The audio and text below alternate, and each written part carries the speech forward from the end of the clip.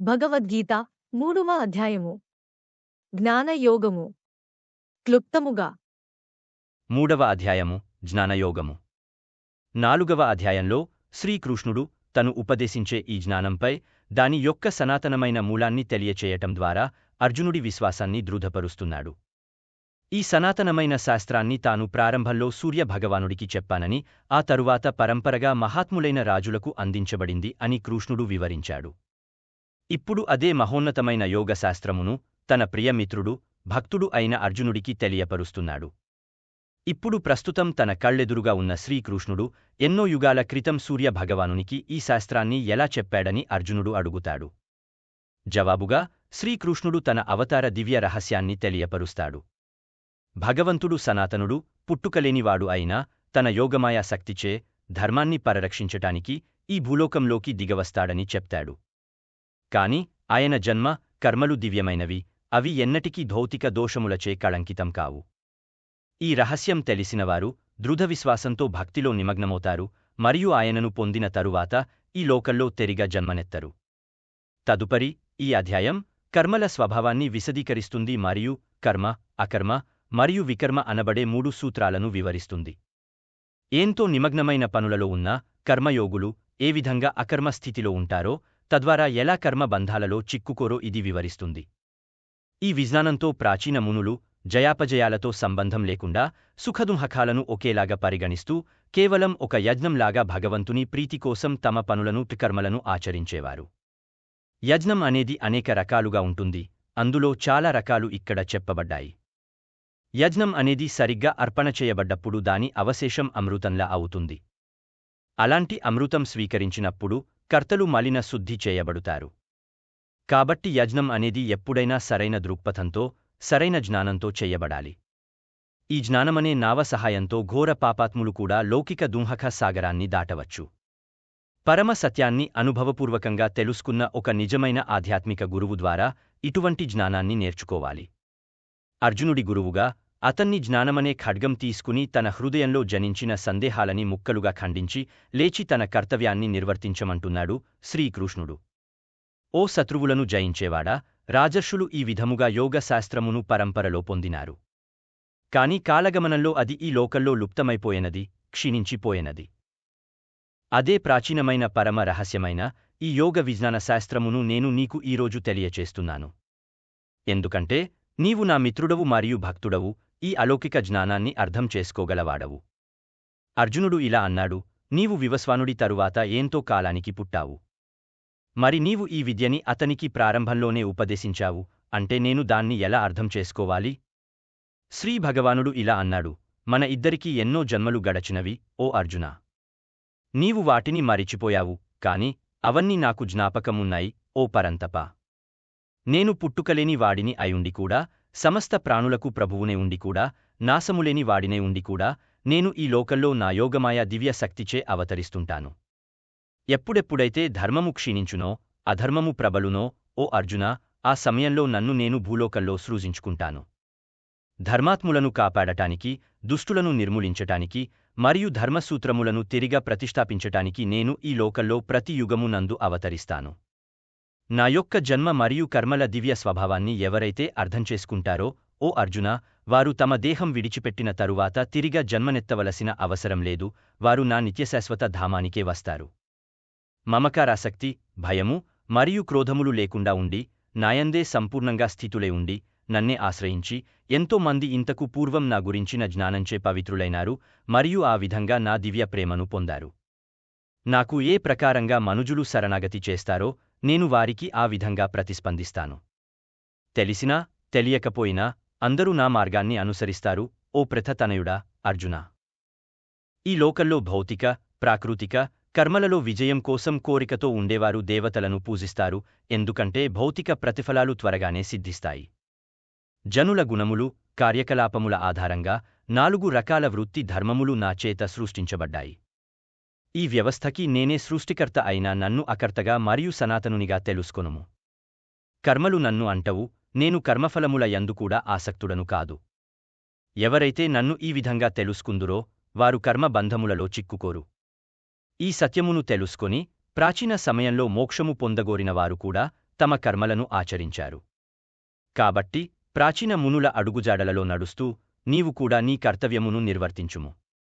కర్మ అంటే ఏమిటి? అకర్మ అంటే ఏమిటి? వివేకవంతులు కూడా దీనిని అర్థం చేసుకోవటంలో తకమకపడుతున్నారు. ఇప్పుడు నేను నీకు కర్మ రహస్యం వివరిస్తాను. దీనిని తెలుసుకోవటం ద్వారా నిన్ను నీవు భౌతిక బంధముల నుండి విడిపించుకోవచ్చు. కర్మ, వికర్మ మరియు అకర్మ, నీవు ఈ మూడింటి యొక్క స్వభావాన్ని గురించి తప్పకుండా తెలుసుకోవాలి. వీటి గురించి ఉన్న యథార్థం నిగూఢమైనది మరియు అర్థం చేసుకోవటానికి క్లిష్టమైనది. ఎవరైతే అకర్మ యందు కర్మను మరియు కర్మ యందు అకర్మను దర్శించుదురో వారు మానవులలో నిజమైన బుద్ధిశాలురు. వారు సమస్త కర్మలను చేస్తూనే ఉన్నా వారు యోగులు మరియు వారి సమస్త కర్మలలో ప్రావీణ్యులు. ఎవరి యొక్క సమస్త కర్మలు భౌతిక సుఖాల వాంఛలకు అతీతంగా ఉంటాయో మరియు ఎవరైతే తమ సమస్త కర్మల ప్రతిక్రియలను జ్ఞానాగ్నిలో భస్మం చేశారో అట్టివారు జ్ఞానోదయమైన మునులచే పండితులు అనబడుతారు. ఇటువంటి జనులు తమ కర్మ ఫలములపై ఆసక్తి మమకారం త్యజించిన పదప ఎల్లప్పుడూ తృప్తితో ఉంటారు మరియు బాహ్య వస్తు విషయములపై ఆధారపడరు. కర్మలలో నిమగ్నమై ఉన్నా వారు ఏమీ చేయనట్టే. ఆశారహితుడై ఉండి ఏదీ నాది అన్న భావన లేకుండా మనస్సు ఇంద్రియములు పూర్తి నియంత్రణలో ఉంచుకున్నవానికి శరీరంతో కర్మలు చేస్తూనే ఉన్నా ఏ పాపము అంటదు. అప్రయత్నముగానే లభించిన దానితో సంతృప్తి చెంది అసూయారహితులై వారు జీవన ద్వంద్వములకు, సుఖదుఃఖాలు, లాభనష్టాలు వంటివి అతీతులై ఉంటారు. అన్ని విధముల పనులు చేస్తూనే ఉన్నా గెలుపోటములలో సమత్వ బుద్ధితో ఉండి వారు తమ కర్మలచే బంధింపబడరు. అటువంటి వారు ప్రాపంచిక అనుబంధాల నుండి విముక్తి చేయబడుతారు మరియు వారి బుద్ధి దివ్య ఆధ్యాత్మిక జ్ఞానంలో స్థితమై ఉంటుంది. వారు చేసే ప్రతి పని యజ్ఞం, భగవతర్పితము గా ఉంటుంది కాబట్టి వారు అన్ని రకాల కర్మ ప్రతిచర్యల నుండి విముక్తి చేయబడుతారు. సంపూర్ణ భగవద్ధ్యాసలోనే నిమగ్నమైన వారికి హోమ ద్రవ్యము బ్రహ్మమే, దానిని యజ్ఞంలో సమర్పించడానికి ఉపయోగించే స్రువము బ్రహ్మమే, యజ్ఞకర్మ బ్రహ్మమే, యజ్ఞాగ్ని కూడా బ్రహ్మమే. ప్రతిదాన్ని కూడా ఆ విధంగా భగవంతునిగా చూసేవారు భగవంతుడిని సునాయాసంగా పొందుతారు. కొంతమంది యోగులు భౌతికమైన వస్తువులు సమర్పిస్తూ దేవతలను పూజిస్తారు.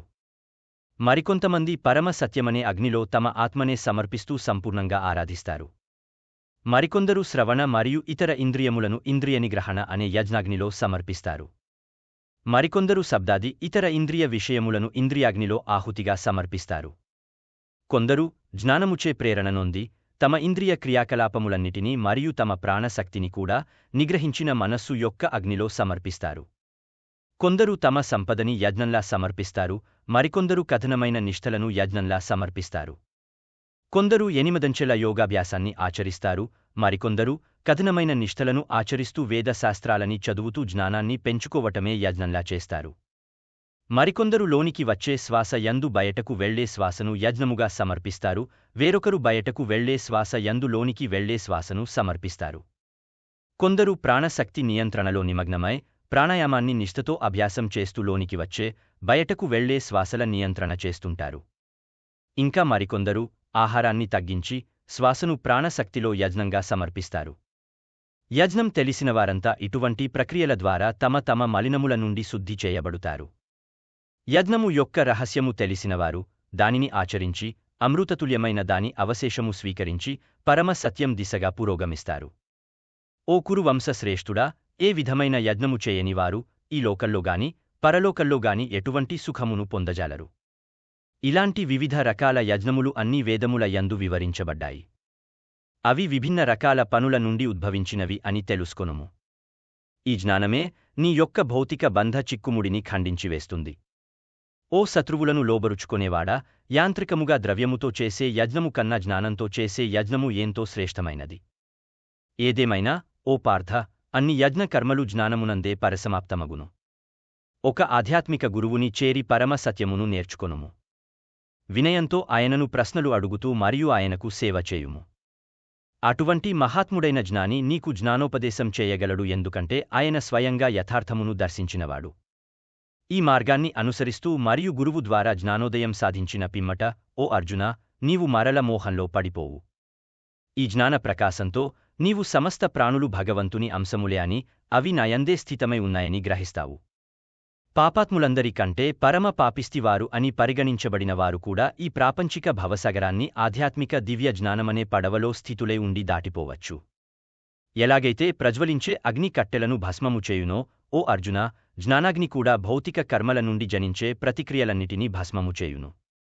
ఈ లోకల్లో దివ్య ఆధ్యాత్మిక జ్ఞానం కంటే పవిత్రమునర్చేది వేరే ఏమీ లేదు. చాలా కాలం యోగ సాధనతో అంతఃకరణ శుద్ధి సాధించిన తరువాత కాలక్రమంలో ఈ జ్ఞానం సాధకుని హృదయంలో పొందబడుతుంది. గాఢమైన శ్రద్ధావిశ్వాసాలు కలవారు మరియు తమ మనోఇంద్రియములను నియంత్రణ చేసే అభ్యాసము చేసినవారు దివ్య ఆధ్యాత్మిక జ్ఞానాన్ని పొందుతారు. ఇటువంటి శ్రేష్టమైన అలౌకిక జ్ఞానంతో వారు అతిత్వరగా శాశ్వతమైన పరమ శాంతిని పొందుతారు. జ్ఞానము, విశ్వాసము రెండూ లేనివారు మరియు అనుమానం పడే స్వభావం కలవారు పతనమైపోతారు. విశ్వాసము లేక సందేహించే వారికి ఈ లోకల్లో ఇంకా పరలోకల్లో కూడా సుఖముండదు. ఓ అర్జునా, యోగాగ్నిలో కర్మలను త్యజించి జ్ఞానంతో తమ అన్ని సందేహాల నివృత్తి చేయబడి ఆత్మ జ్ఞానమందే స్థితులైన వారిని కర్మలు బంధించవు. కాబట్టి జ్ఞానమనే ఖడ్గంతో నీ హృదయంలో జనించిన సందేహాలను ముక్కలు చేయుము. ఓ భరతవంశీయుడా, కర్మయోగంలో స్థితుడవై ఉండుము. లెమ్ము, నీ కర్తవ్య నిర్వహణ చేయుము.